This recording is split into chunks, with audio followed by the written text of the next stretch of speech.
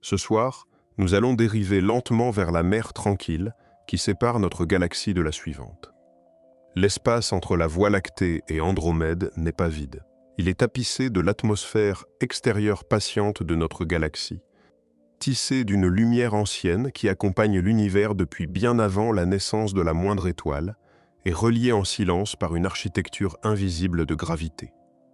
Nous allons passer doucement au-delà du halo tiède de chez nous, dans la rive chaude du gaz intergalactique, sous la lueur lente du fond cosmique, puis vers l'intérieur, enfin, vers le rivage lointain d'Andromède.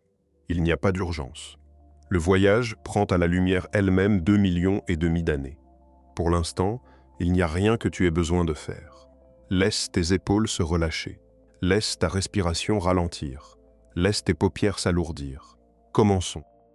Le voyage entre notre galaxie et la suivante ne commence pas par un saut dans le vide. Il commence par un adoucissement lent de l'endroit où nous vivons déjà. La Voie lactée ne s'arrête à aucune frontière nette, et l'espace qui se trouve au-delà n'est pas le vide glacial de l'imagination. La galaxie s'estompe par dégradé, et le dégradé lui-même est plein de détails discrets. Pour commencer à se déplacer vers Andromède, il faudrait d'abord se diriger vers l'extérieur, à travers la partie de la galaxie que tu ne peux pas voir, à travers un gaz que tu ne peux pas sentir, à travers des étoiles trop vieilles pour se bousculer, à travers une gravité qui s'adoucit à chaque pas, mais ne lâche jamais prise tout à fait. La première région que tu traverserais est celle dans laquelle tu vis déjà. Le Soleil se trouve à l'intérieur d'une vaste cavité molle dans le milieu interstellaire. Une région où le gaz entre les étoiles est plus fin que presque partout ailleurs dans le disque de la galaxie. On l'appelle parfois la bulle locale, et elle mesure environ 300 années-lumière à son point le plus large. Tu peux la considérer comme un système météorologique effacé depuis longtemps dans le gaz interstellaire. Une chaîne d'étoiles massives a explosé en supernova au cours des 10 ou 20 derniers millions d'années. Et chaque explosion a balayé le gaz environnant, l'a repoussé vers l'extérieur, a chauffé ce qui restait, et a laissé derrière elle une bulle de plasma très fin et très chaud. Le Soleil dérive à travers cette bulle depuis quelques millions d'années, et il continuera d'y dériver pendant quelques millions d'années encore, avant de traverser à nouveau un gaz interstellaire plus dense. À l'intérieur de la bulle, le gaz est chaud au sens thermodynamique strict, mais tu ne ressentirais aucune chaleur. La température à l'intérieur de la bulle avoisine 1 million de Kelvin. Mais il y a si peu de matière par unité de volume qu'il n'y a essentiellement aucun contenu thermique. Il y a environ un atome d'hydrogène pour 10 cm d'espace dans cette région. Qualifier ça de vide, selon les standards d'un laboratoire, serait généreux. C'est presque rien. Et pourtant, c'est aussi le milieu dans lequel ton ciel nocturne local est suspendu. La lumière des étoiles que tu vois est filtrée à travers lui. Les rayons cosmiques qui errent dans la haute atmosphère terrestre l'ont traversé. Le vent solaire soufflé vers l'extérieur depuis le Soleil ralentit quand il le rencontre. Et c'est ce ralentissement qui définit la frontière extérieure du système solaire. Tu as donc déjà vécu à l'intérieur de la première région du voyage pendant toute ta vie. Les parois de la bulle sont plus denses que l'intérieur, plus froides et contiennent des étoiles plus jeunes. Si tu te déplaçais vers l'extérieur dans presque n'importe quelle direction depuis l'endroit où le Soleil dérive actuellement, tu finirais par traverser l'une de ces régions de parois et par pénétrer dans le milieu interstellaire plus large du disque galactique. Le gaz y est plus varié. À certains endroits, il est froid et dense, l'hydrogène s'y rassemble en molécules et des grains de poussière s'y dispersent. Ce sont les grandes pouponnières d'étoiles, les régions où de nouvelles étoiles naissent encore. À d'autres endroits, le gaz est plus chaud et plus diffus, les atomes d'hydrogène s'y déplaçant librement et lentement. À d'autres encore, le gaz est plus chaud encore et partiellement ionisé, les atomes d'hydrogène ayant abandonné une partie de leurs électrons. Le milieu interstellaire n'est pas une seule chose. C'est au moins 4 choses à la fois, superposées à travers une galaxie composée en grande partie d'espace vide. En continuant à t'éloigner de la paroi de la bulle, tu traverserais ces couches une par une. Tu passerais à travers des nuages moléculaires froids et le gaz neutre tiède qui les entoure. Tu dériverais à travers des nuages ionisés diffus qui brillent faiblement quand les astronomes les cherchent avec le bon type de télescope. Tu passerais entre des étoiles dont la densité diminue lentement, plus tu t'éloignes. Il y aurait beaucoup moins de grains de poussière qu'à proximité du plan médian du disque, parce que la poussière se concentre le long du plan central. Tu verrais encore des étoiles tout autour de toi. Et les bras spiraux de la galaxie auraient la même allure que toujours, tournant tranquillement, dérivant lentement, conservant la même forme patiente qu'ils conservent depuis des milliards d'années. Le disque de la galaxie fait environ 100 zéro-années-lumière de diamètre. Le Soleil se trouve à environ 26 zéro-années-lumière du centre. Donc le voyage jusqu'au bord extérieur du disque stellaire, en direction d'Andromède, représente quelque chose comme 70 zéro-années-lumière, rien que pour sortir du disque stellaire lui-même. C'est déjà une grande distance. À la vitesse de n'importe quel vaisseau spatial que les humains aient jamais construit, la traversée de cette première étape seule prendrait bien plus longtemps que toute l'existence de l'espèce humaine jusqu'ici.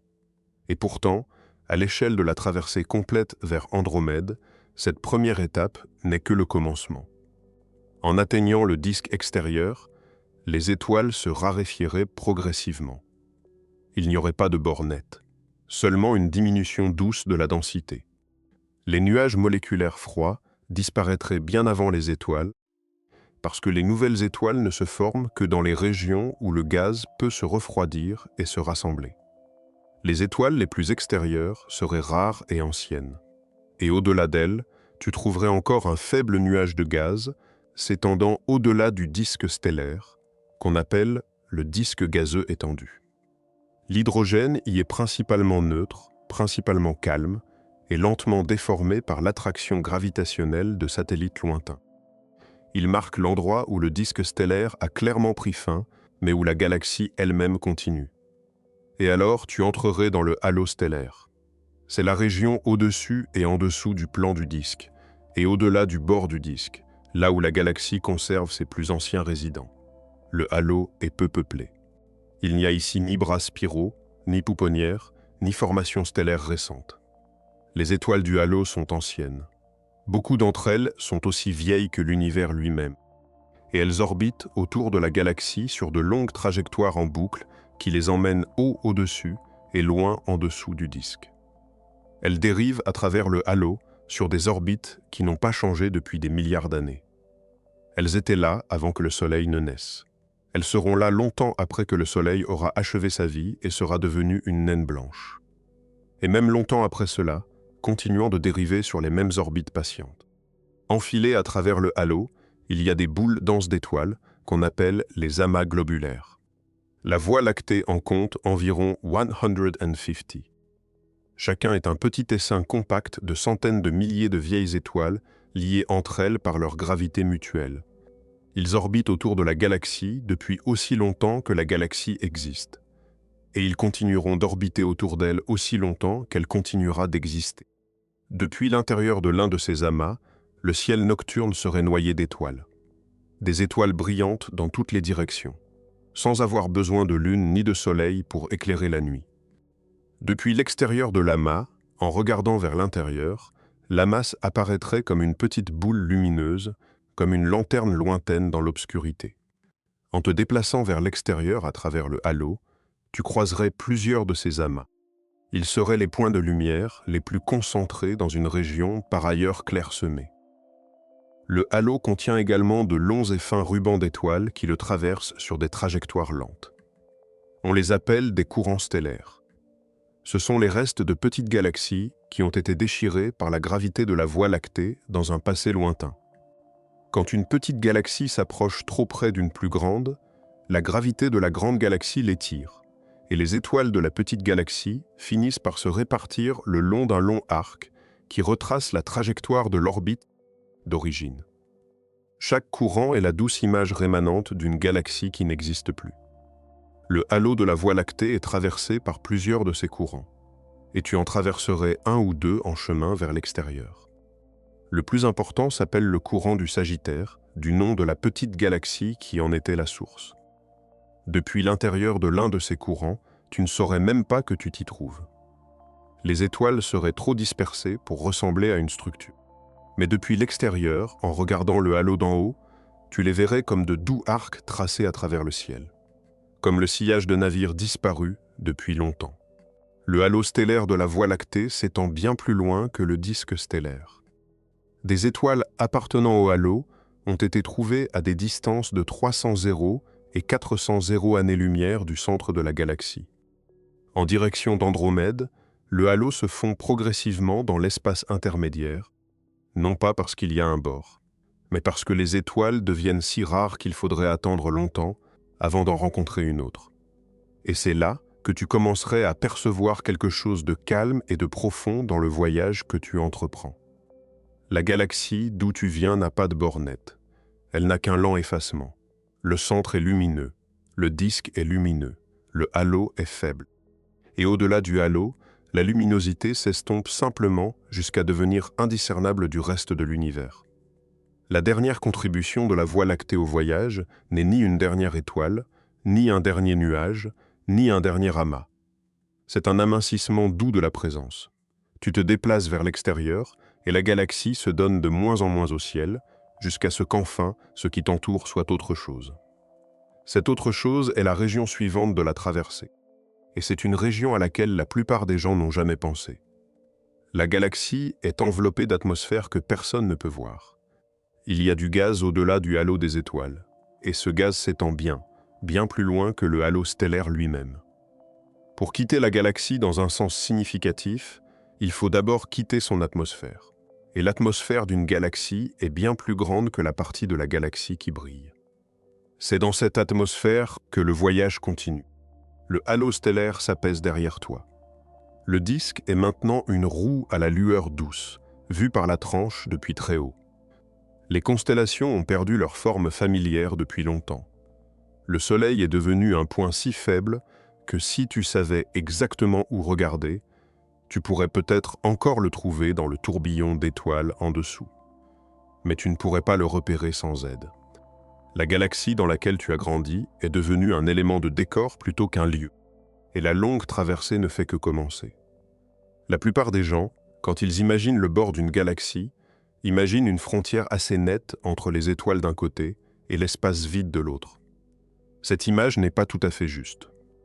Une galaxie n'est pas seulement un disque d'étoiles, un halo de vieux vagabonds et une coquille gravitationnelle cachée de matière noire. C'est aussi un vaste cocon en grande partie invisible de gaz chaud et ténu. Et ce cocon s'étend bien au-delà de la partie de la galaxie qui brille. Les astronomes l'appellent le milieu circumgalactique, ou parfois simplement le gaz du halo galactique. Tu peux le considérer comme l'atmosphère de la galaxie.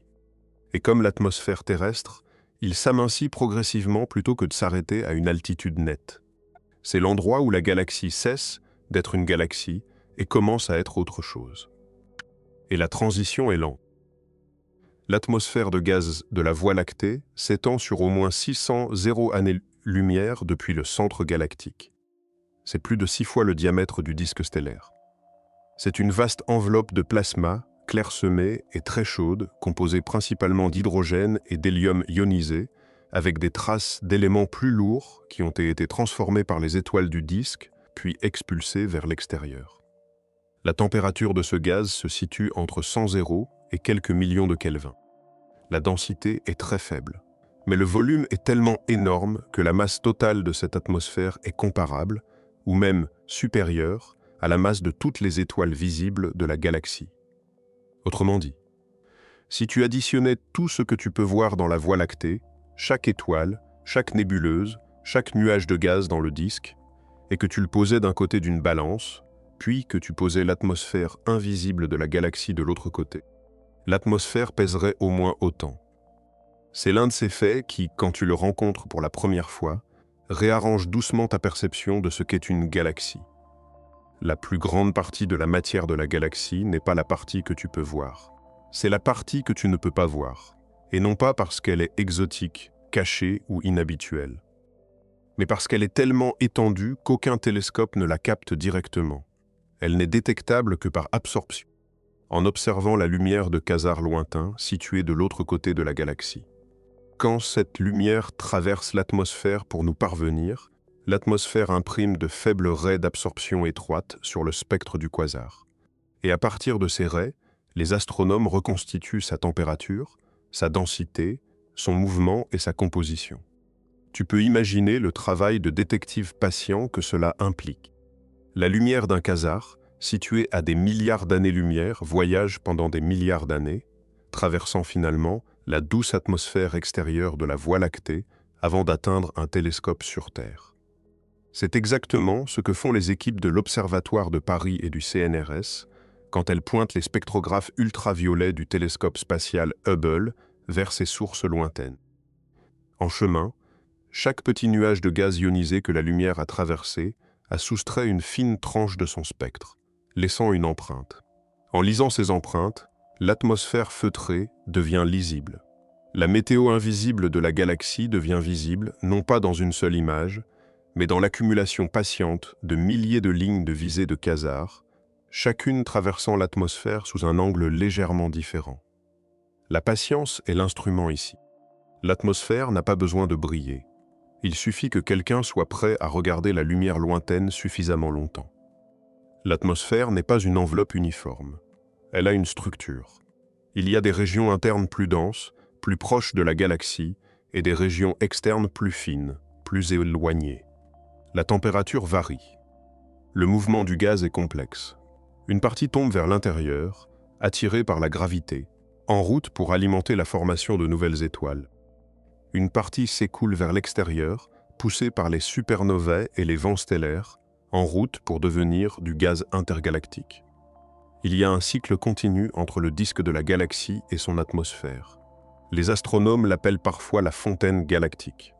Le gaz s'élève du disque, se refroidit dans la haute atmosphère et retombe, parfois après des millions d'années de voyage lent.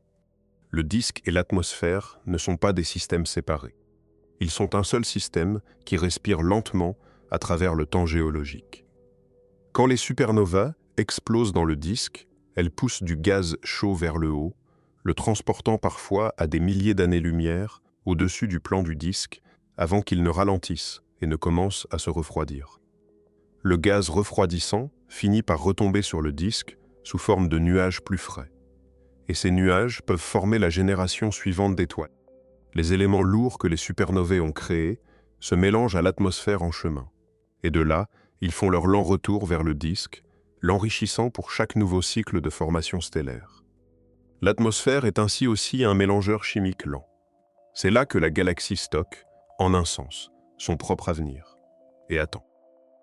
En continuant vers l'extérieur, au-delà du bord du halo stellaire, et dans l'atmosphère profonde, tu remarquerais que le gaz autour de toi devient de plus en plus fin. Il y aurait bien moins d'ions par mètre cube que dans le disque. La température serait toujours chaude au sens technique. Mais tu ne la ressentirais pas. Aucune lumière ne te parviendrait du gaz lui-même. L'atmosphère ne brille pas en lumière visible du tout. Tu ne saurais sa présence autour de toi que parce que si tu observais des quasars lointains, tu verrais leur spectre légèrement altéré à mesure que tu traverserais chaque nouvelle couche de l'atmosphère. L'atmosphère ne s'annoncerait que par absorption, que par ce qui manque à la lumière qui la traverse. Le champ magnétique de la galaxie traverse l'atmosphère en longues structures bouclées. Le champ est faible, bien plus faible que les champs magnétiques des étoiles ou des planètes. Mais il est présent.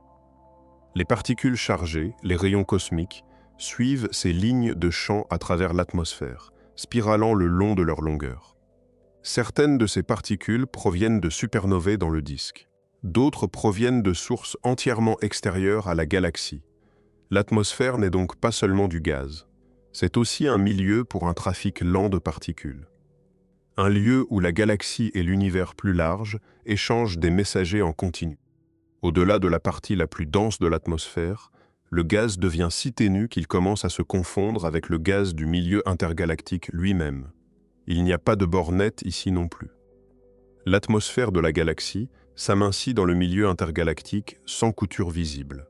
La température et la densité se fondent l'une dans l'autre.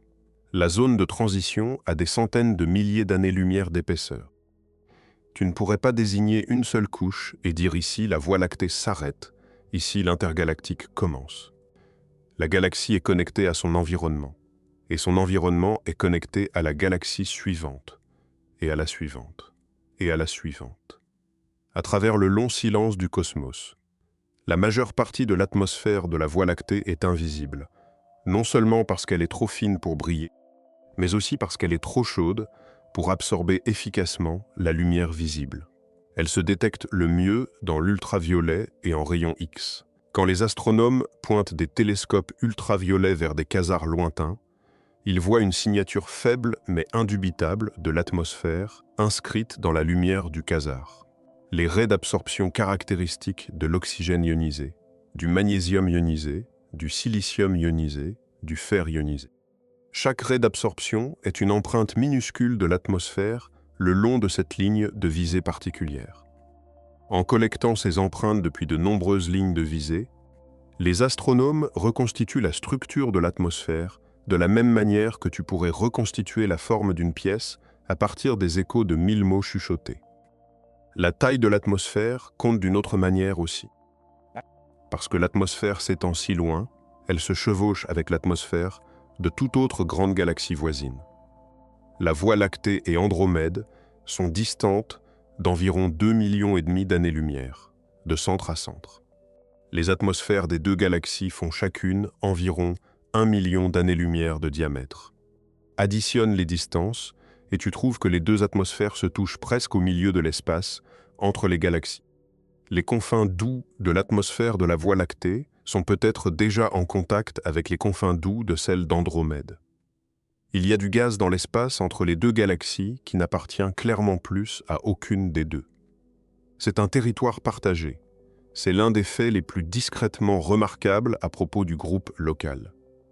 Les deux grandes spirales de notre famille ne sont pas séparées par un vide propre. Elles sont séparées par leurs propres atmosphères, combinées, faibles et se chevauchant, s'entremêlant à leur bord extérieur. L'espace entre elles n'est pas l'espace vide de l'imagination.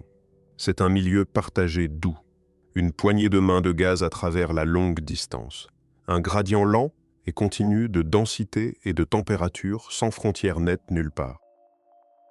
Et pourtant, la majeure partie de ce milieu est si ténue qu'elle ne s'enregistrerait sur aucun instrument conçu pour le confort humain.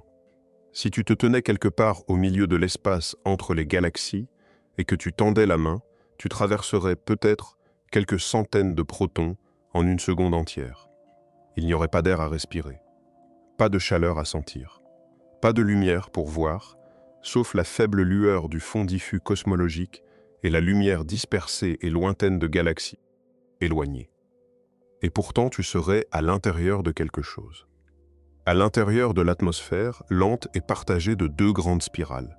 À l'intérieur de la douce portée du groupe local. À l'intérieur d'un lieu construit de patience et de distance. L'atmosphère de la Voie lactée est aussi l'endroit où la galaxie conserve une sorte de mémoire.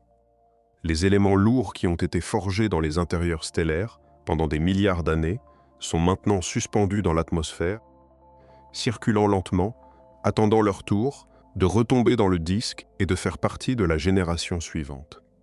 L'atmosphère est l'entrepôt de la chimie cosmique.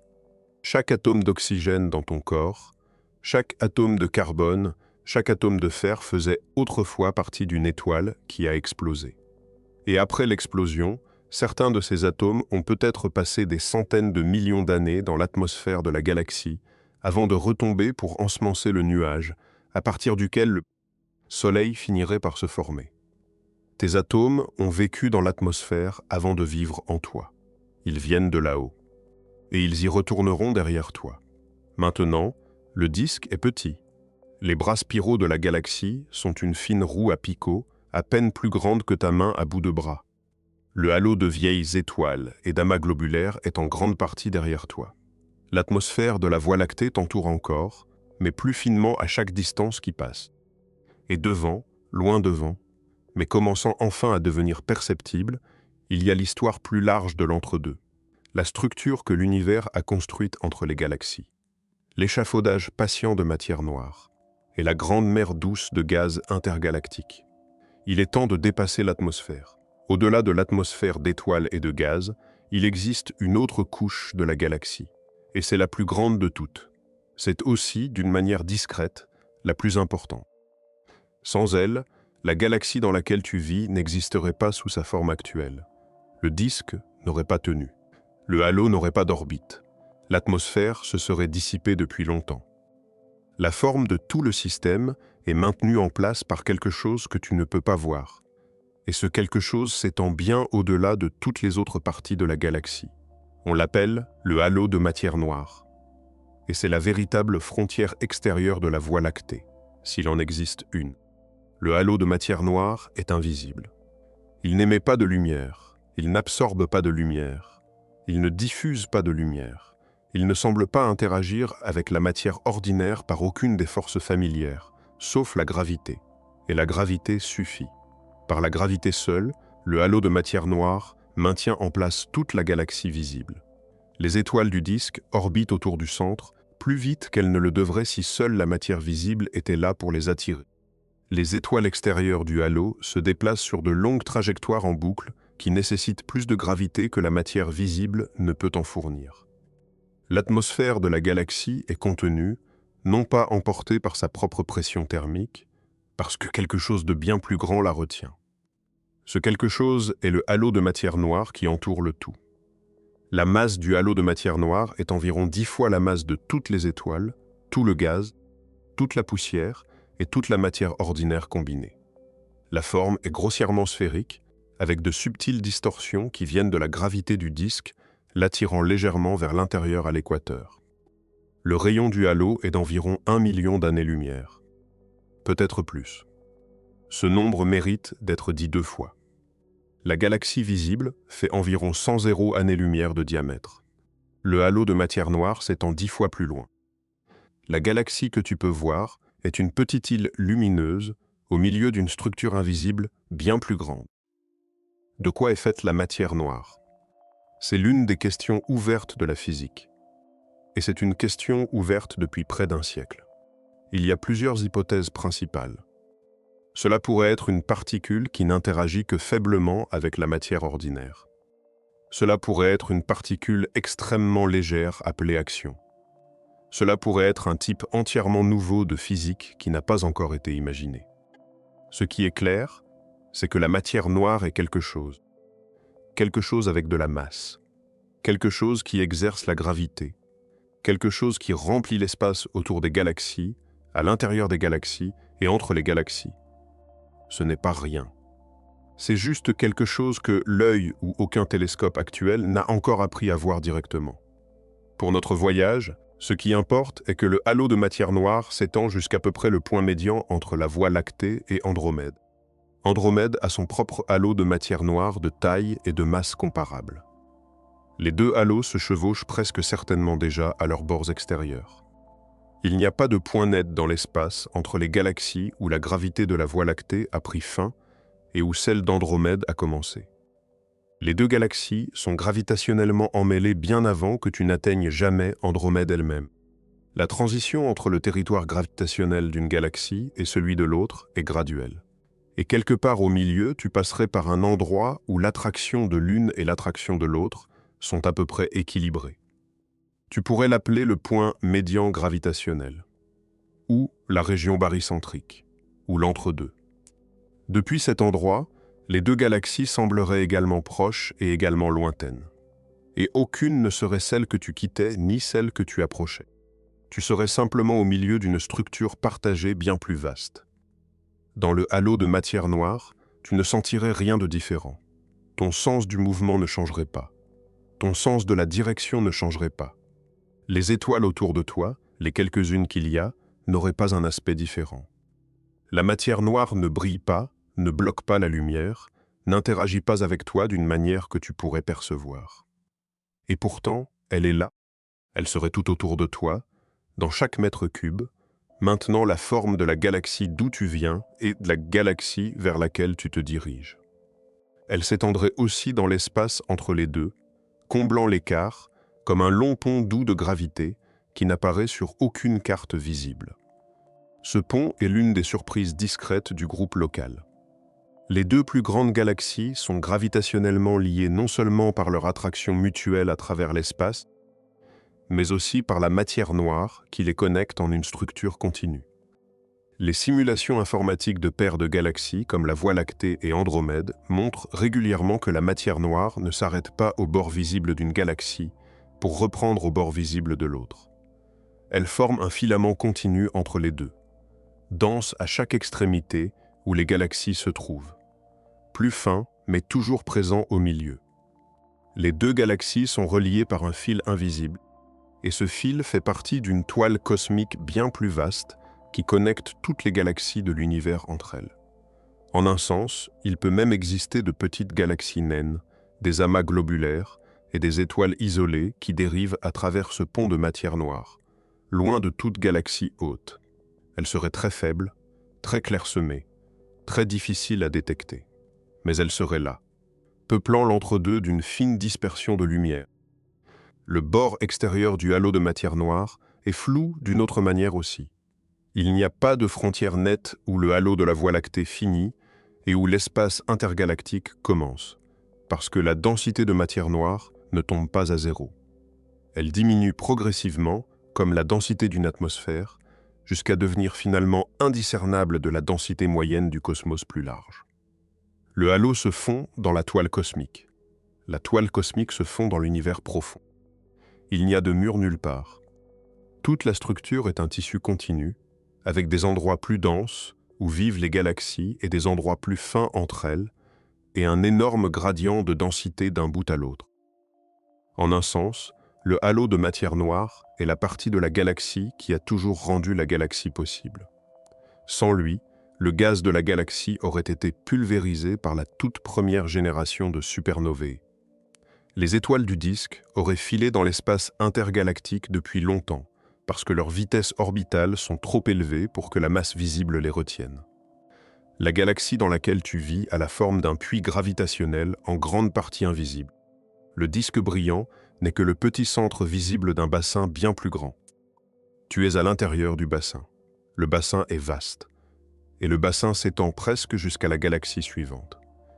Pour quitter la Voie lactée complètement, il faudrait dériver vers l'extérieur jusqu'à franchir le bord extérieur très faible de ce halo, là où la gravité de la galaxie devient finalement trop faible pour te retenir. Ce bord n'est pas net. C'est une diminution lente de l'accélération. En dérivant vers l'extérieur, l'attraction de la galaxie s'adoucit de plus en plus, jusqu'à ce qu'enfin il n'y ait essentiellement plus aucune accélération vers la maison. Depuis ce point, tu te déplacerais librement à travers l'espace intergalactique. Même si la toile cosmique locale continuerait d'influencer ton mouvement de manière subtile. Et la gravité d'Andromède devant toi commencerait déjà à prendre le relais. La frontière extérieure de la Voie lactée, dans tout sens gravitationnel significatif, se situe donc quelque part autour d'1 million d'années-lumière du centre galactique. C'est environ la moitié du chemin vers Andromède. La galaxie atteint presque la moitié de l'espace, de manière invisible. Andromède aussi depuis son côté. Au milieu, les deux galaxies partagent leur portée gravitationnelle. Et l'espace entre elles n'est pas l'espace entre deux îles isolées. C'est l'espace à l'intérieur d'une seule structure allongée qui a deux concentrations lumineuses à ses deux extrémités. C'est l'une des perspectives les plus douces sur le voyage vers Andromède. Tu ne traverses pas un vide béant pour atteindre une île lointaine. Tu marches vers l'extérieur à travers l'atmosphère extérieure et le halo gravitationnel d'une galaxie vers le territoire partagé de deux galaxies qui se touchent déjà à leurs extrémités les plus éloignées, et de là vers l'intérieur à travers l'atmosphère extérieure et le halo gravitationnel de l'autre. Tu traverses une seule structure souple qui contient deux grandes spirales encastrées en elle. Le voyage est long, mais il est contenu. Le halo de matière noire de la Voie lactée et le halo de matière noire d'Andromède font partie de la même architecture douce. Tu n'es jamais vraiment seul.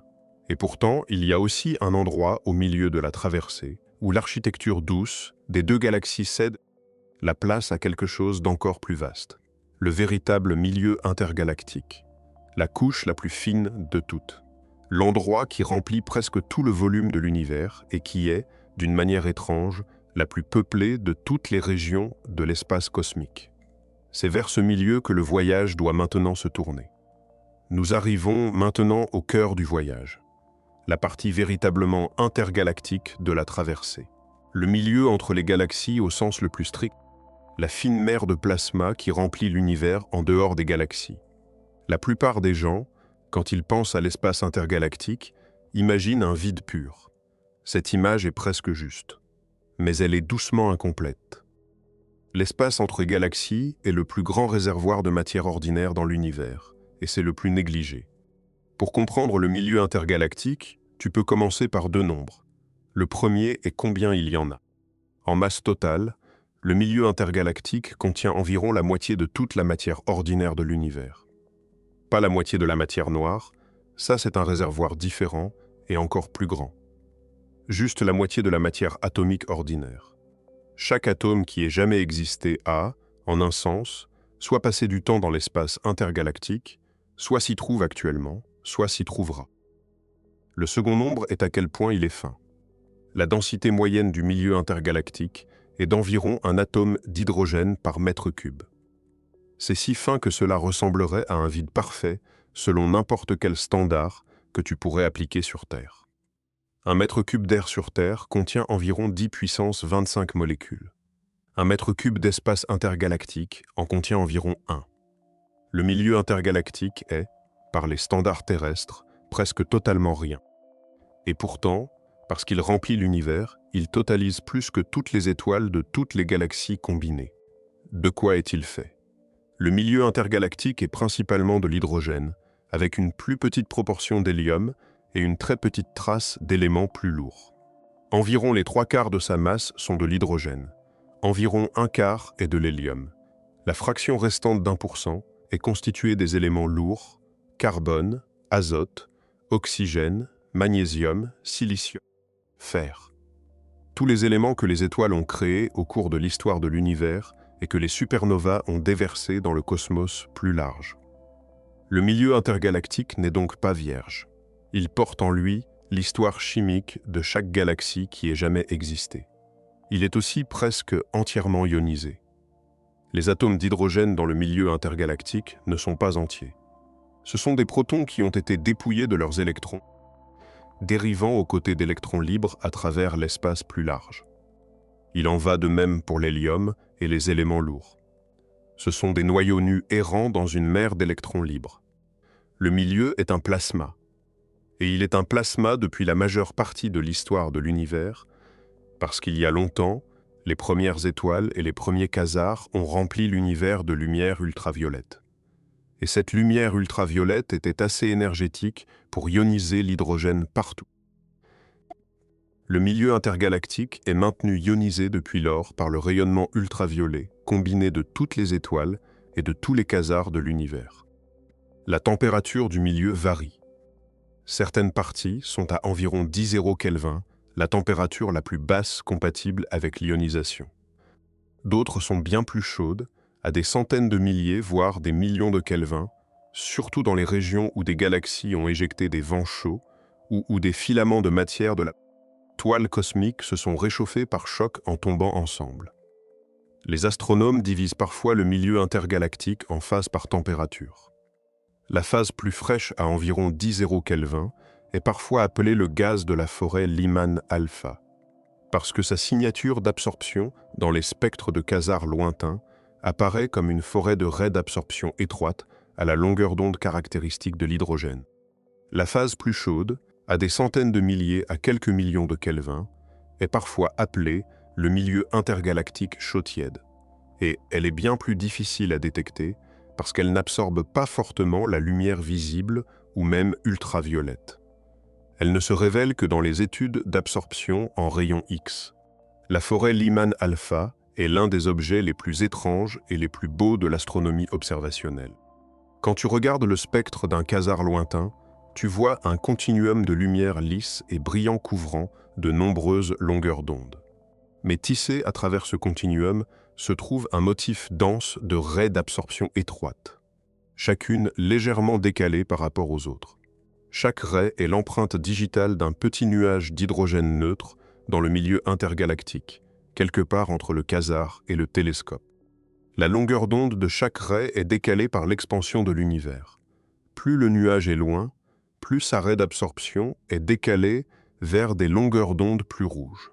Donc la forêt de Ray est aussi une carte de l'univers le long de cette ligne de visée, avec chaque caractéristique d'absorption correspondant à une distance particulière et à une époque particulière. Quand les astronomes regardent des quasars à différentes positions dans le ciel, ils voient des forêts différentes. En empilant et en comparant ces forêts, ils peuvent reconstituer la structure tridimensionnelle du milieu intergalactique à travers d'énormes volumes de l'univers et à travers d'énormes étendues de temps. La forêt est une sorte de tomographie cosmique. C'est l'une des manières patientes dont l'univers se laisse lire. Il n'y a rien de dramatique là-dedans. L'information émerge lentement, ray par ray, ligne de visée par ligne de visée. Et l'image qui émerge est celle d'une vaste toile de filaments et de vide évoluant lentement, avec le milieu intergalactique tiré le long des filaments et plus fin dans les vides. Si tu te tenais à un endroit aléatoire du milieu intergalactique entre la Voie lactée et Andromède, que ressentirais-tu? Presque rien. La lumière autour de toi proviendrait presque entièrement de galaxies et de quasars lointains et de la faible lueur du fond cosmique. La température serait une abstraction thermodynamique. Il y aurait bien trop peu de particules pour te transférer une chaleur significative. Les particules elles-mêmes traverseraient ton volume immédiat lentement. 1 ou 2 protons chaque seconde. Peut-être un ion d'hélium occasionnel. Très rarement un atome lourd d'oxygène ou de carbone. Tu serais dans un endroit qui, par toute mesure de laboratoire, est presque vide. Et qui pourtant, par toute mesure cosmique, est presque plein. Presque tout se situe quelque part entre les deux. Le milieu intergalactique a aussi une structure en mouvement. Le tout n'est pas stationnaire. Il se déplace lentement le long du potentiel gravitationnel de la toile cosmique. Le gaz s'écoule hors des vides et dans les filaments, et le long des filaments vers les amas de galaxies, et de là dans les galaxies individuelles. Le milieu intergalactique est le système circulatoire lent de l'univers. Il transporte la matière de là où elle s'est formée dans l'univers primitif vers les endroits où elle finit par devenir partie des étoiles et des planètes. Et après la longue vie de ces étoiles, elle retourne au milieu intergalactique pour commencer un autre cycle. Tes atomes ont déjà participé à cette circulation. L'hydrogène dans ton corps était, pendant la majeure partie de l'histoire cosmique, quelque part dans le milieu intergalactique, dérivant lentement à travers la toile cosmique en chemin vers le nuage qui deviendrait le Soleil et la Terre, et, avec le temps, toi. Ça a été un long voyage pour ces atomes. Et le milieu intergalactique est l'un des endroits où ils ont fait leur plus longue pause. Même au milieu du milieu intergalactique, loin de toute galaxie, tu ne serais pas dans l'obscurité complète. Il y a une faible lumière ancienne qui remplit chaque mètre cube de l'univers. Une lueur si douce et si uniforme que tu ne la remarquerais pas sans des instruments conçus pour la détecter. Cette lumière est plus vieille que chaque galaxie, chaque étoile, chaque planète. Elle est plus vieille que la chimie de tout élément plus lourd que les quelques plus légers. C'est la plus ancienne lumière de l'univers. Et elle est partout à la fois. Les astronomes l'appellent le fond diffus cosmologique. L'histoire de cette lumière est une histoire tranquille. Elle a été créée quand l'univers avait environ 380 ans. Une fraction minuscule de l'âge actuel de l'univers. Mais déjà assez vieux pour que l'univers se soit suffisamment refroidi pour que les atomes se forment. Avant ce moment, l'univers était chaud, dense et plein de particules chargées. Les électrons et les protons ne pouvaient pas se lier en atomes neutres parce que la température était trop élevée. La lumière ne pouvait pas voyager librement parce qu'elle rebondissait constamment sur les particules chargées. Un peu comme la lumière rebondit à l'intérieur d'un brouillard. L'univers, pendant ses premières centaines de milliers d'années, était opaque, plein de lumière, mais incapable de la laisser passer. Puis l'univers s'est refroidi en dessous d'un seuil critique. La température est descendue à quelques milliers de Kelvin. Les électrons et les protons ont enfin pu se combiner en atomes d'hydrogène neutre sans être immédiatement séparés à nouveau. Le brouillard s'est levé. La lumière qui rebondissait sans fin à travers le plasma chargé n'avait maintenant plus rien sur quoi rebondir. Elle a voyagé librement. Et elle voyage librement depuis. Depuis plus de 13 milliards d'années. Lentement décalée vers le rouge par l'expansion de l'univers, de sa lueur visible originelle vers les longueurs d'onde micro-ondes que nous détectons aujourd'hui. La température de cette lumière ancienne, telle qu'elle nous parvient maintenant, est d'environ 2,7 Kelvin. C'est juste quelques degrés au-dessus du zéro absolu. Plus froid que les températures naturelles les plus froides n'importe où sur Terre. Plus froid que la surface de Pluton. Plus froid que presque tout ce que tu pourrais imaginer. Et pourtant, c'est partout. Chaque centimètre cube de l'univers contient environ 400 photons de cette lumière ancienne. Il y a plus de photons du fond diffus cosmologique dans n'importe quel petit volume d'espace intergalactique qu'il n'y a d'atomes dans ce même volume. Le fond micro-ondes est, en nombre, la chose la plus peuplée de l'univers. Il est aussi extraordinairement uniforme. Quand les astronomes cartographient sa température à travers tout le ciel, ils trouvent qu'elle est la même dans toutes les directions à environ 1/100.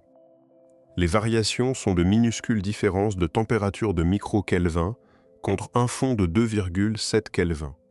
Mais ces variations minuscules sont parmi les mesures les plus importantes de la cosmologie. Ce sont les graines à partir desquelles tout le reste a poussé. Chaque galaxie, chaque amas, chaque filament de la toile cosmique, chaque vide, tous ont grandi à partir de ces variations microscopiques dans l'univers primitif.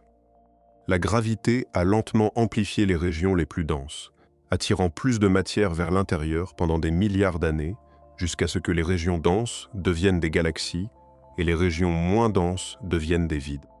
Le fond diffus cosmologique est l'instantané de l'univers au moment où ces graines sont devenues visibles pour la première fois. Tout ce qui s'est passé dans l'univers depuis est, en un sens, un dépliement lent des motifs qui étaient déjà là. Quand tu te tiens dans le milieu intergalactique entre la Voie lactée et Andromède, le fond diffus cosmologique est autour de toi. Il vient de toutes les directions. Tu ne peux pas désigner une source particulière. C'est la lumière de l'univers primitif, étirée et refroidie, et elle a toujours été avec toi. C'est la douce tiédeur, même si presque aucune tiédeur, vu à quel point elle est froide, qui remplit l'espace autour de toi. C'est la lumière qui ne vient d'aucune étoile, mais de partout à la fois. C'est, dans un sens discret, la lumière originelle. Le fond diffus cosmologique porte aussi une autre information qui devient pertinente pour ce type de voyage. Parce qu'il est si uniforme, tout mouvement que tu as par rapport à l'univers dans son ensemble se manifeste comme une légère asymétrie dans la température du fond. Légèrement plus chaud dans la direction où tu te déplaces. Légèrement plus frais dans la direction derrière toi. On appelle ça le dipôle. La Terre, le Soleil, la Voie lactée et le groupe local se déplacent tous par rapport au fond diffus cosmologique. Le groupe local dans son ensemble se déplace vers une région de plus forte densité appelée le grand attracteur, à environ 620 km par seconde. Le fond diffus cosmologique est le grand référentiel par rapport auquel tout ce mouvement peut être mesuré. C'est ce que l'univers a de plus proche d'un référentiel de repos absolu, même s'il n'est pas vraiment absolu, seulement ancien. Le fond micro-ondes donne aussi au milieu intergalactique une température plancher minuscule. Même dans le vide le plus profond, là où il n'y a essentiellement aucune autre source d'énergie, la température ne peut pas tomber en dessous de la température du fond diffus cosmologique, parce que le fond remplit chaque volume et garde tout au moins légèrement tiède. À mesure que l'univers continue de s'étendre, le fond diffus cosmologique continuera de se refroidir. Dans des centaines de millions d'années, il sera légèrement plus froid. Dans des milliards d'années, plus froid encore. Éventuellement, dans le futur lointain, il se refroidira à des fractions de Kelvin, puis à des millièmes de Kelvin, puis en dessous de la détectabilité pour tout instrument ordinaire. L'univers continuera de devenir plus froid et plus silencieux, et la lueur ancienne se fondra dans le long silence profond qui attend. La Voie lactée et Andromède ne se font pas face à travers un espace vide. Elles se font face à travers une petite famille lente et gravitationnellement liée de galaxies, toutes partageant la même région générale de l'espace. Toutes s'influençant mutuellement, et toutes ensemble formant une structure tranquille qu'on appelle le groupe local. Passer de la Voie lactée à Andromède, c'est marcher à travers le milieu de cette famille. Le voyage est un territoire partagé avec environ 80 autres galaxies, certaines petites et faibles, certaines brillantes et proéminentes. Toutes de vieilles compagnes des plus grandes spirales. Le groupe local est l'une des plus petites familles galactiques. Ce n'est pas un amas comme l'amas de la Vierge ou l'amas de Coma. Ceux-là sont des associations densément peuplées de centaines ou de milliers de galaxies avec de fortes concentrations centrales et du gaz chaud intra-amas. Le groupe local est bien plus doux que cela. Il n'a qu'environ 80 membres connus. Et la plupart sont très petits. Les trois grandes spirales, la Voie lactée, Andromède et la galaxie du Triangle, dominent la famille par la masse. Tout le reste orbite autour de l'une de ces trois, ou dérive à travers le groupe local sur de longues trajectoires en boucle, qui pourraient ou non finir par être capturées par l'une d'elles. Le diamètre du groupe local est d'environ 10 millions d'années-lumière. C'est un volume significatif d'espace, bien plus grand que la distance entre la Voie lactée et Andromède seule. Les deux grandes spirales ne sont pas au bord du groupe local, elles sont près du centre, avec la galaxie du Triangle à quelques millions d'années-lumière sur un côté. La masse totale du groupe local est d'environ 2,0 milliards de masses solaires. La majeure partie en matière noire, plutôt qu'en étoiles visibles. La famille est gravitationnellement liée, c'est-à-dire que les galaxies qui la composent ne seront pas séparées par l'expansion de l'univers. Elles resteront ensemble, dérivant et fusionnant et se remodelant mutuellement aussi longtemps que l'univers continuera d'exister. Chaque grande spirale a une cour de compagne plus petite. La Voie lactée a des dizaines de galaxies naines en orbite autour d'elle. Les deux plus brillantes sont le Grand Nuage de Magellan et le Petit Nuage de Magellan. Visibles à l'œil nu depuis l'hémisphère sud de la Terre comme de faibles taches de lumière. Ce ne sont pas en fait des nuages. Ce sont de petites galaxies, irrégulières de forme, pleines de jeunes étoiles bleues et de vieilles étoiles rouges. Le Grand Nuage de Magellan contient environ 10 milliards d'étoiles. Le Petit Nuage de Magellan en contient quelques milliards. Les deux galaxies sont lentement déchirées par la gravité de la Voie lactée. Au cours des prochains milliards d'années, les deux seront étirés en longs courants de gaz et d'étoiles, et finalement leur matière sera absorbée dans le disque de la Voie lactée. La galaxie naine du Sagittaire est une autre compagne, bien plus faible que les nuages de Magellan. Elle est actuellement en train d'être déchirée par la Voie lactée et a laissé un long courant d'étoiles à travers le halo. Il y a aussi des compagnons plus faibles et plus distants. Draco, Ursa Minor, Sculptor, Fornax, Carina, Léopien, Léo II, et bien d'autres, chacune contenant seulement quelques milliers à quelques millions d'étoiles. Elles orbitent autour de la Voie lactée sur des trajectoires longues et lentes, prenant des centaines de millions ou des milliards d'années pour compléter une seule orbite. Andromède a sa propre cour de compagne, tout aussi variée. Les deux plus brillantes sont Messier 32 et Messier 110. Toutes deux visibles comme de petites taches brillantes près d'Andromède sur les photographies à longue exposition. Messier 32 est une elliptique compacte, très dense avec un petit noyau brillant. On pense parfois qu'elle est le reste d'une galaxie plus grande qui a été en grande partie absorbée par Andromède. Messier 110 est une petite elliptique allongée à la forme légèrement déformée par les marées. Il y a aussi des dizaines de galaxies naines plus faibles en orbite autour d'Andromède. Entre les deux grandes spirales, dérivant au milieu, il y a une poignée de galaxies naines isolées qui n'appartiennent clairement à aucune des deux. Elles errent dans l'espace intermédiaire, gravitationnellement liées au groupe local dans son ensemble, mais pas à l'une ou l'autre grande spirale spécifiquement. Elles sont petites, faibles et très espacées. Et elles se déplacent lentement à travers le même territoire partagé que tout voyageur entre la Voie lactée et Andromède traverserait aussi. Quelque part au milieu de l'espace entre les deux grandes galaxies, il y a un point appelé le barycentre. Le centre de masse commun autour duquel les deux spirales tournent lentement. Le barycentre n'est pas dans la Voie lactée, et pas dans Andromède. Il est entre elles, plus près d'Andromède parce qu'Andromède est légèrement plus massive que la Voie lactée. En comptant la matière noire, les deux grandes spirales orbitent lentement autour de ce point invisible. De la même manière que deux étoiles dans un système binaire orbitent autour d'un point entre elles.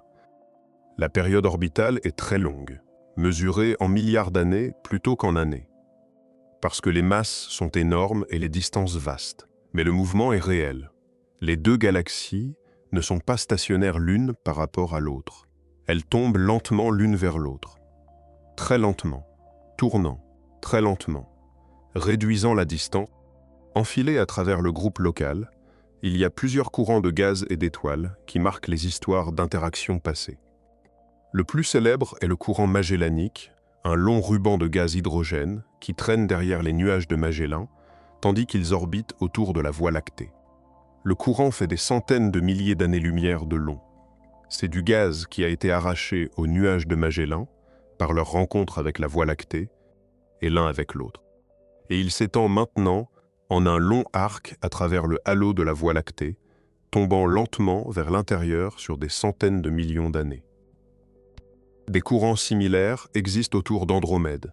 Le plus proéminent est le courant stellaire géant d'Andromède, qui boucle autour de la moitié sud d'Andromède et contient les restes d'une petite galaxie déchirée par la gravité d'Andromède dans le passé lointain. Les courants enregistrent une lente histoire de cannibalisme. Les deux grandes spirales mangent leurs voisines plus petites depuis des milliards d'années, et les courants sont les fantômes persistants de ces repas. Le groupe local a aussi un réservoir de gaz partagé qui s'étend à travers l'espace intermédiaire. C'est le halo gazeux chaud qui connecte le milieu circumgalactique de la Voie lactée et le milieu circumgalactique d'Andromède. Une partie du gaz dans ce réservoir est locale. Elle appartient à une galaxie ou à l'autre. Une partie est partagée. Elle est dans l'entre-deux depuis si longtemps qu'elle ne peut être attribuée à aucune des deux galaxies spécifiquement. C'est le souffle du groupe local, circulant lentement entre les deux grands hôtes et les membres plus petits. Quand tu te tiens dans cet entre-deux, tu n'es pas dans un vide. Tu es dans l'atmosphère partagée d'une famille. Tu es entouré par l'étreinte gravitationnelle lente de deux grandes spirales et de leurs compagnes plus petites. Tu es baigné dans le fond micro-ondes ancien de l'univers primitif. Tu dérives à travers du gaz qui est là depuis des milliards d'années et qui sera là pendant des milliards de plus. Tu es entouré par un mouvement trop lent pour être remarqué, mais qui est réel, et par une structure trop clairsemée pour être vue, mais qui est partout. Le groupe local est l'une des nombreuses familles de ce type. Il y a le groupe du sculpteur pas loin, avec la galaxie du sculpteur en son centre. Il y a le groupe de Maffei, caché derrière la poussière de notre propre disque galactique. Il y a le groupe de Centaurus A et celui de Messier 81. Chacun de ces groupes est une petite famille de galaxies liées par leur propre gravité, chacun dérivant à travers le milieu intergalactique plus large dans son propre voyage lent. Ensemble, ces groupes voisins forment une petite association de familles qui à son tour fait partie du plus grand superamas de la Vierge, qui à son tour fait partie de l'Aniakea, et ainsi de suite vers l'extérieur en pièces emboîtées. Mais pour le voyage en question, le groupe local est le voisinage immédiat. C'est là que le voyage se déroule. Aller de la Voie lactée à Andromède, c'est traverser le territoire d'origine de cette petite famille. Passer à travers les doux halos extérieurs de deux grandes spirales et les orbites de dizaines de leurs compagnes, toutes se déplaçant ensemble, toutes gravitationnellement liées les unes aux autres, toutes vieillissant tranquillement dans la douce obscurité profonde. Tu es en leur compagnie tout au long de la traversée. La famille est autour de toi. L'obscurité est remplie de leur gravité même quand tu ne peux pas les voir. Ils ne sont séparés de toi par rien d'autre que la distance et le temps. Et ces deux-là, dans la manière patiente du cosmos, ne sont pas vraiment des séparations du tout. Ce sont juste des formes lentes de compagnie. Il reste une dernière couche de structure à traverser. Et c'est la plus grande de toutes. Le groupe local n'est pas seul. Il fait partie d'une toile. Un vaste tissu gravitationnel lent qui s'étend à travers l'univers entier. La toile cosmique est la plus grande structure connue dans la nature. C'est l'endroit où vit chaque galaxie, l'endroit où se trouve chaque amas, l'endroit où repose chaque vide. La toile cosmique est construite de matière noire, tracée par le gaz et décorée de galaxies. La plupart de sa masse est invisible. La plupart de son volume est vide. Et pourtant, elle a une forme claire. Et cette forme a été cartographiée patiemment au fil des décennies en combinant les positions de millions de galaxies, les signatures d'absorption du gaz intergalactique et la lentille gravitationnelle de la lumière d'arrière-plan par la matière au premier plan. L'image qui émerge est une sorte de mousse, un réseau tridimensionnel de longs filaments, fins avec des amas plus denses là où les filaments se croisent et de vastes régions presque vides remplissant les espaces entre eux. Les filaments sont la caractéristique principale. Ce sont de longues et fines concentrations de matière noire, pour la plupart invisibles, avec du gaz intergalactique attiré le long d'elles par la gravité et des galaxies parsemées le long de leur longueur comme des perles sur un fil. La plupart des galaxies vivent sur des filaments. La Voie lactée est sur l'un d'eux. Andromède est sur le même, ou peut-être sur un filament étroitement apparenté qui s'y connecte. Là où les filaments se croisent, tu obtiens des nœuds. Des régions denses de masse plus élevée, contenant souvent des amas de galaxies en leur cœur. L'amas de la Vierge, à environ 55 millions d'années-lumière de la Terre, est le grand nœud le plus proche. Il contient plus de 1000 galaxies, avec une seule galaxie elliptique géante en son centre. Autour de l'amas de la Vierge, dans à peu près toutes les directions, se trouve une structure plus large et moins dense appelée le superamas de la Vierge. Une association étendue de groupes, y compris le groupe local, tous vaguement organisés autour de l'amas de la Vierge comme centre gravitationnel. Le superamas de la Vierge fait environ 100 millions d'années-lumière de diamètre et contient des milliers de galaxies. Le superamas de la Vierge, à son tour, n'est qu'un petit morceau d'une structure bien plus grande appelée l'Aniakea. L'Aniakea fait environ 500 millions d'années-lumière de diamètre et contient environ 100 galaxies. Elle est définie non pas par une frontière nette, mais par le flux gravitationnel des galaxies. Chaque galaxie à l'intérieur de l'Aniakea est attirée vers un centre gravitationnel commun, connu sous le nom de Grand Attracteur, profondément dans la constellation du Centaure. Le groupe local, l'amas de la Vierge, et un grand nombre d'autres groupes de galaxies se dirigent tous lentement vers ce centre à des vitesses de centaines de kilomètres par seconde. Entre les superamas se trouvent les vides. De vastes régions presque vides, où il y a très peu de galaxies et où le gaz intergalactique est encore plus fin que la moyenne. Les vides occupent entre 60 et 80% du volume total de l'univers, tout en ne contenant qu'environ 10% de ces galaxies. L'univers est principalement vide d'une manière plus douce et plus spacieuse que toute autre description ne saurait tout à fait saisir. La toile cosmique évolue aussi lentement. Les structures que nous voyons aujourd'hui n'ont pas toujours existé. Elles ont grandi sur des milliards d'années à partir de petites fluctuations de densité dans l'univers primitif. La gravité a lentement amplifié les régions plus denses, attirant plus de matière vers l'intérieur, tandis que les régions moins denses s'étendaient lentement vers l'extérieur avec l'expansion générale de l'univers. Au fil du temps, les régions denses sont devenues des filaments et des nœuds. Les régions moins denses sont devenues des vides. La toile est la forme que l'univers assemble depuis 13 milliards d'années, et elle est encore en cours d'assemblage. Et donc, après avoir traversé l'atmosphère de la Voie lactée et le halo de matière noire, après avoir dérivé à travers le milieu intergalactique, après s'être baigné dans la lueur ancienne du fond cosmique, après s'être déplacé parmi les plus petits membres du groupe local et à travers le filament doux qui relie les deux grands hôtes, tu commencerais enfin à sentir l'attraction douce de l'autre côté, le côté lointain, la destination. Andromède n'apparaîtrait pas comme un repère soudain. Elle deviendrait lentement une présence de plus en plus grande dans le ciel, grandissant d'une tache faible à une grande roue de lumière. L'atmosphère de l'autre galaxie se refermerait autour de toi.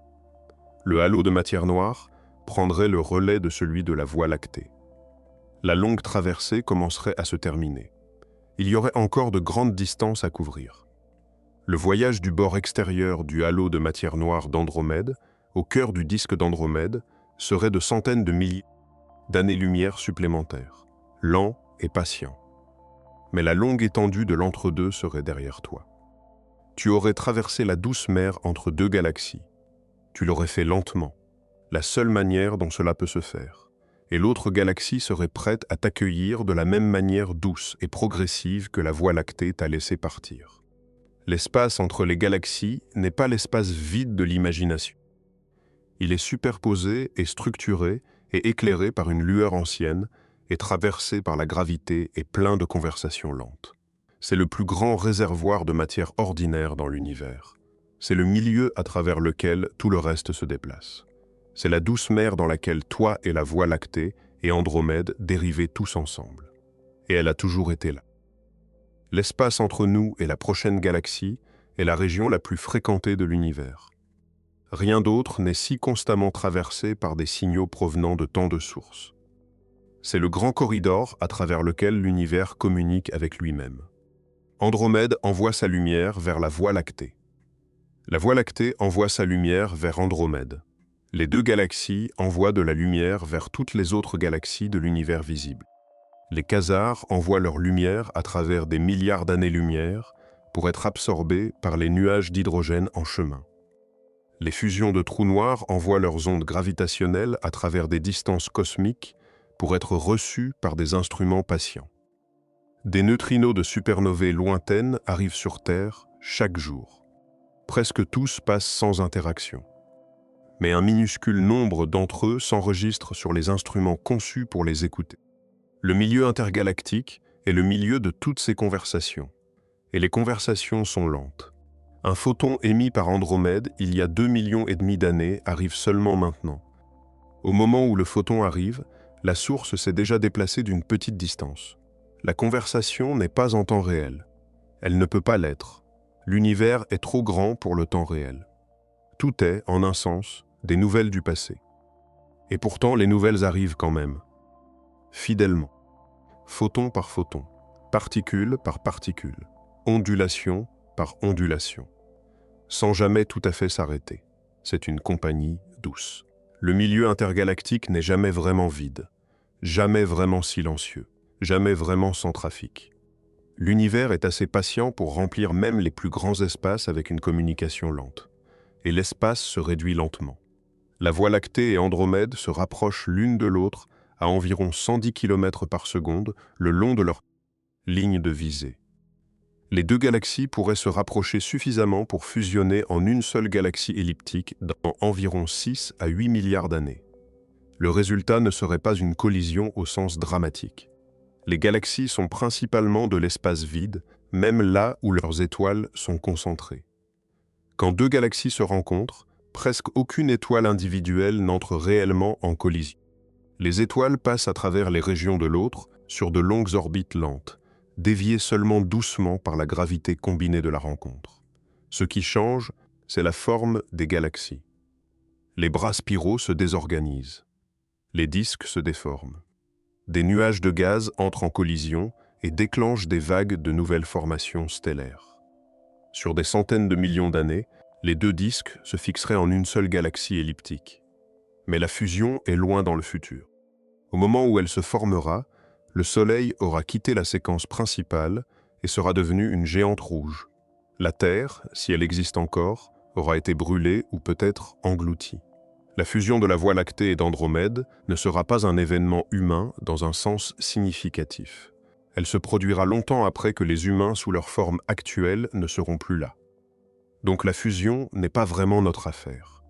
C'est l'affaire de l'univers, et l'univers est patient. Les deux galaxies continueront leur approche lente pendant des milliards d'années, avant que quoi que ce soit de dramatique ne se produise. La distance de traversée se rétrécira lentement. Les atmosphères des deux galaxies continueront de se chevaucher de plus en plus profondément. Les halos de matière noire déjà en contact finiront par devenir un seul halo partagé. Le fond diffus cosmologique continuera de remplir l'entre-deux de sa faible lueur ancienne. Le groupe local continuera d'être une petite famille sur un petit filament de la toile cosmique. La Voie lactée et Andromède continueront de se rapprocher de la manière dont deux vieux amis pourraient se rapprocher au fil des années, jusqu'à ce qu'ils finissent par s'installer dans une seule pièce partagée. Cette fermeture n'est pas une tragédie, c'est juste la conséquence naturelle et lente de la gravité. Le groupe local est gravitationnellement lié, et les systèmes gravitationnellement liés ne restent pas séparés éternellement. Ils se rapprochent sur le temps profond. La Voie lactée et Andromède font ce que toute paire de galaxies gravitationnellement liées fait. Elles se fixent lentement l'une dans l'autre. sur une échelle de temps bien plus longue que celle que la civilisation humaine durera sous une forme reconnaissable. Sur une échelle de temps comparable à la durée de vie des étoiles plutôt qu'à celle des gens. Si tu imagines le voyage en sens inverse, si tu imagines la Voie lactée tendant la main à travers l'espace vers Andromède, alors tu peux aussi imaginer Andromède tendant la main en retour. Les deux galaxies bougent toutes les deux, se tirent mutuellement, réduisent lentement la distance depuis leurs deux côtés. La traversée est mutuelle, l'arrivée est mutuelle. Le règlement éventuel est mutuel. Personne ne s'approche pendant qu'une autre attend. Les deux s'approchent, les deux attendent. Le mouvement lent est partagé. C'est l'une des manières les plus paisibles de penser à la longue traversée. Ce n'est pas un voyage à sens unique. Ce n'est pas un voyage d'un chez-soi qui est ici vers une destination qui est là-bas. C'est un mouvement lent partagé de deux grandes galaxies, qui toutes deux abritent de nombreuses choses, qui toutes deux sont calmes, qui toutes deux se rapprochent l'une de l'autre dans la manière patiente du temps cosmique. Pour toi, pour quiconque ce soir imagine la traversée depuis quelque part sur Terre, dans une petite pièce avec la nuit tout autour, il n'y a rien à faire. La traversée ne nécessite aucune participation de ta part. La Voie lactée et Andromède continueront leur lente dérive l'une vers l'autre, que quelqu'un regarde ou non. Le milieu intergalactique continuera de dériver dans son lent filament, que quelqu'un l'étudie ou non. Le fond diffus cosmologique continuera de remplir chaque mètre cube de l'univers, que quelqu'un l'écoute ou non. La toile cosmique continuera de traverser l'univers à sa manière tranquille, que quelqu'un la cartographie ou non. On ne te demande rien, l'univers le fait. Il le fait depuis des milliards d'années. Il continuera de le faire pendant des milliards de plus. Ton rôle, s'il y en a un, est juste d'en être conscient un bref instant. De savoir que la douce mer est là dehors, entre deux douces galaxies, sous une lueur ancienne, traversée par un vaste échafaudage, tenus ensemble par une gravité patiente. Ça suffit. Tu n'as pas besoin d'agir sur cette connaissance. Tu n'as pas besoin de l'interpréter. Tu n'as rien besoin d'en faire.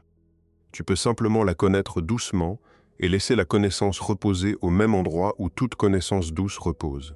La nuit autour de toi est petite. Les galaxies sont loin. La traversée est patiente. Andromède s'approche de la Voie lactée à 110 km par seconde, quelque part là-dehors.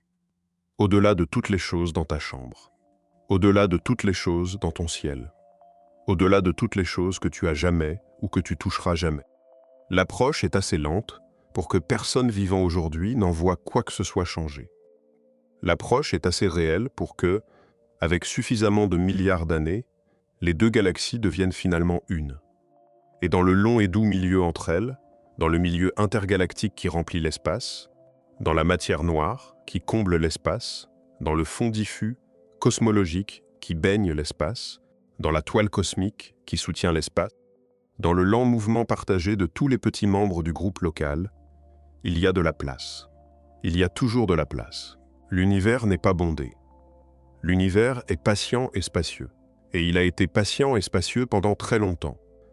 Et il continuera d'être patient et spacieux pendant encore bien plus longtemps. L'espace entre nous et la prochaine galaxie n'est pas vide. Il est superposé et structuré et éclairé par une lueur ancienne et traversé par la gravité et plein de conversations lentes. C'est le plus grand réservoir de matière ordinaire dans l'univers. C'est le milieu à travers lequel tout le reste se déplace. C'est la douce mer dans laquelle les deux galaxies dérivent. C'est l'endroit où les deux moitiés du groupe local se rencontrent. C'est le milieu patient d'un cosmos patient. Et il a toujours été là, et il sera toujours là. Et ce soir, quelque part là dehors, au-delà de toutes les choses plus proches, il est encore là, faisant son travail lent et doux, pendant que tu laisses le jour s'effacer, et que la nuit s'installe, et que le doux, long silence de l'univers profond garde sa place dans le ciel au-dessus de toi. Exactement comme il l'a fait pendant 13 milliards d'années, et le fera pendant de nombreux milliards de plus. Et ainsi nous laissons la grande traversée reposer là où elle a toujours reposé.